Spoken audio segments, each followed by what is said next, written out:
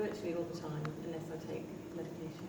Right, okay. Okay, so you're under a doctor, you've seen a doctor about the headaches, they've checked them out. An MRI and CT scan and Right. Okay, so if we could stop the headaches, that would be really good. Yeah. Right, They're okay. really cool.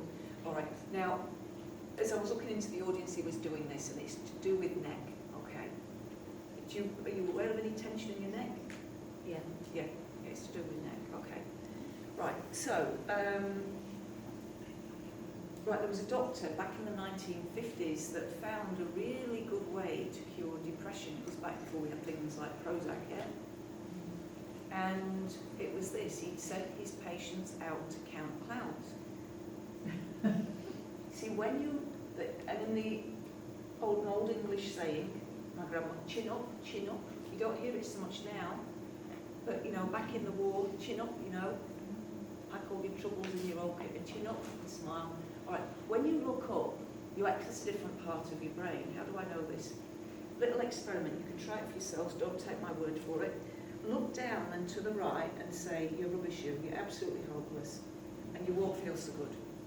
Look up and say, you're rubbish, you. I can't even remember the negative words that I was going to say because I've looked up. When you look up, even if you were to be talking negatively, even if somebody else was talking negatively to you, it's really hard for it to stick because you actually access a different part of your brain. When we see somebody depressed, very often they're walking around like this, aren't they? They're actually looking down to the earth. Yeah? Cool. Now that doesn't have anything to do with your headaches.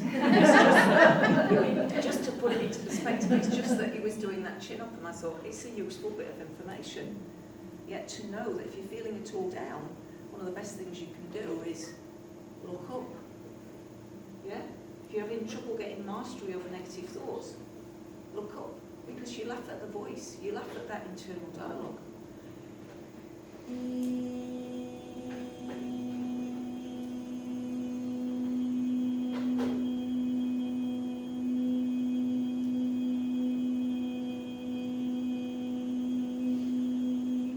Now I have for you a very good remedy for headaches and particularly migraines, okay? Now, this doesn't breach trading standards because I don't sell the product. If I sold the product and told you this, then I'd probably be in breach of trading standards, making a claim for something and giving it a medicinal value. But when I don't sell it, my understanding is I'm safe. If I'm not trading standards, let me know and I'll stop saying this at my shows. Right, but the best remedy I know for headaches and migraines in particular is vanilla extract or vanilla essence. Wow, wouldn't it be good to know this? All right, this goes back, it's an old remedy, it goes back to Egyptian times. I've been working as a healer for 25 years, and in that time I've worked with people that have had headaches for 30, 40 years, every day, migraines. Recently I had a chap who's 44, I've got his testimonial, got him on the vanilla extract or essence. I mean, as he went to the supermarket, bought himself some. As of that next day, no migraines, no headaches, he can't believe it. And he isn't unique.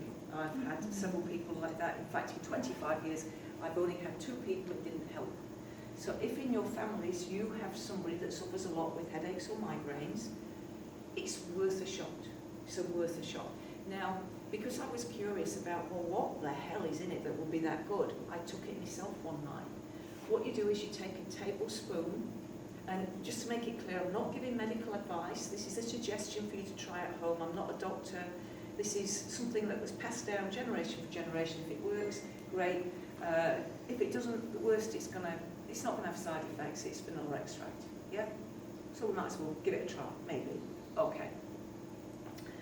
But of course, if you are watching this with headaches, do make sure you consult your doctor or other medical professional. Right, so what you do is you take a tablespoon of vanilla extract in an 8-ounce glass of water, warm or cold, before bedtime for 3 nights. Very palatable, it tastes rather yum. And that's it. And then see what happens, and if it works on this clip of film, post if it works for you. Yeah, and that way we'll get some, and we can let other people know about that. Now, what's happening for you? Any sensation? What's happening? My feet feel really heavy. Your feet feel heavy. Okay. God bless.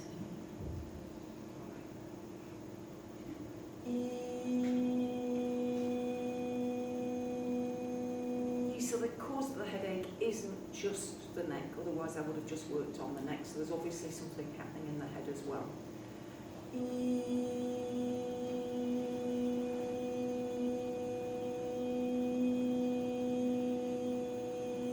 Now here is a little thought for you.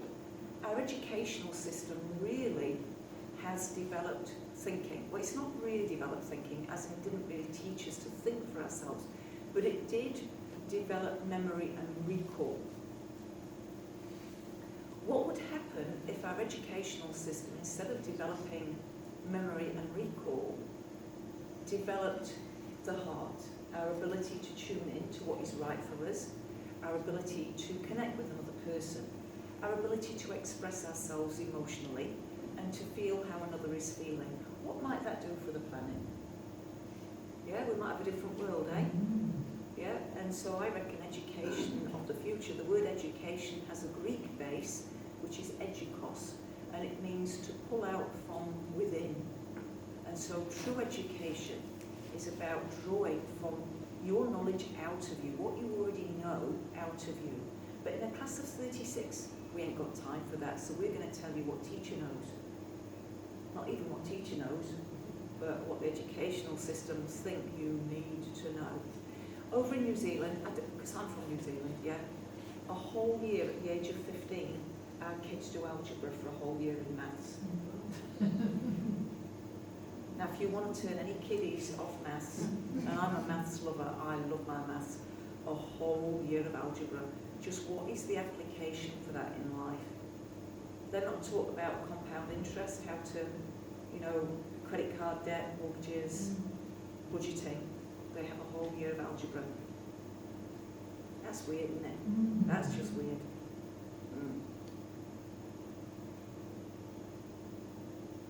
A little story from my kid's life while I'm working on this. My son was doing, what do you have, GCSEs here? Are they, is that what they're called? They're different for us. My son was doing his in biology, and I was testing him on his knowledge, and we got to the heart, the veins and the arteries, and it said the arteries carry the deoxygenated blood away from the heart.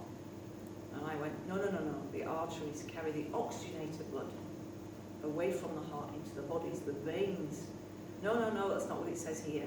I said, well, look what's wrong. My son was really like, oh, Mum, you're not going to ring him up. No, don't ring him up. So he was out of the room while I rang him up, and I spoke to the first teacher, and the first teacher didn't know. So then I spoke to the head of years, the science, and he said, you're right. It had been like that for 6 years. So the implication of that was this. Every child that learnt it wrongly. If the examiner knew the right answer, they were marked wrong. And kids that got it wrong may have actually been marked right. That's a bit of a worry, isn't it? It's a bit of a worry. And one of the things that worries me a little bit, and bear in mind I have the utmost respect for doctors and nurses. I really do. I'm sad more don't come to my events, but I have the utmost respect for them. Because if ever I'm in a car crash, I want to be on the right side of the doctors and the nurses, eh? Yeah? But the thing that baffles me is how many people I see when I'm working with somebody that has a terminal illness, and I will say to them, now what has your doctor advised you on diet? And the response is they haven't.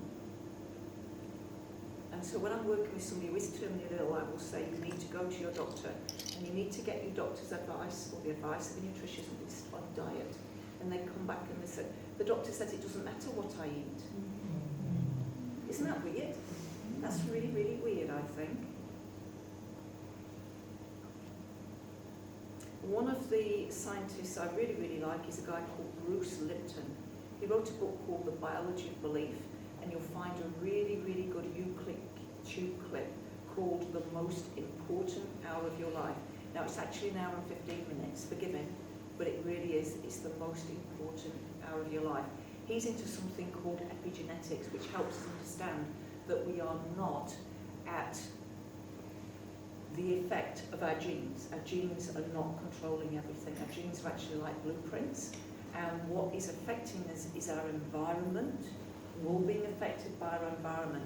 Imagine you're in a really busy department, you're understaffed, the air conditioning's not working, the boss is an absolute crap.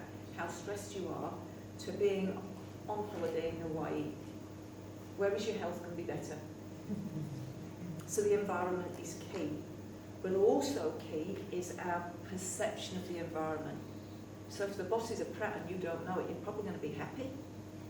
It's only when we know the bosses are prat that it's a stress for us, yeah? So if you don't know, it's fine, eh?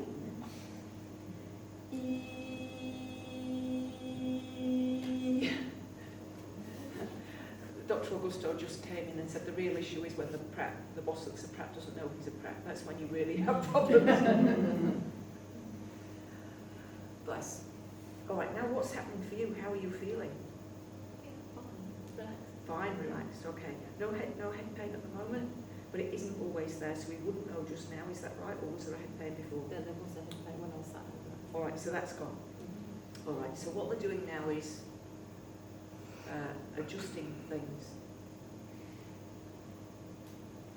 Bless. All right, Dr. Augusto would like you to lose out of your word, please, the word try. All right. When we try, and if you think about trying to do something, you're sort of tense. There's sort of an energy that runs through you that isn't relaxed. Like if you really try really, really hard to hit a ball, you'll probably miss it. Yeah? It's easier when you're not trying. You should still be very, very present. And if you like, do your best, but let go of the need to try to do something. Yeah? Because that's a little fly in the ointment, because it's like you always try your best. Don't always try your best. Just be you. See how different that feels? Just be you. But you don't have to try your best all of the time. Some of the time you might want to do your best, but do your best. Don't try to do your best. There's a difference. It'll feel different within you. All right, you'll have to let us know how that works for you. Give a round of applause.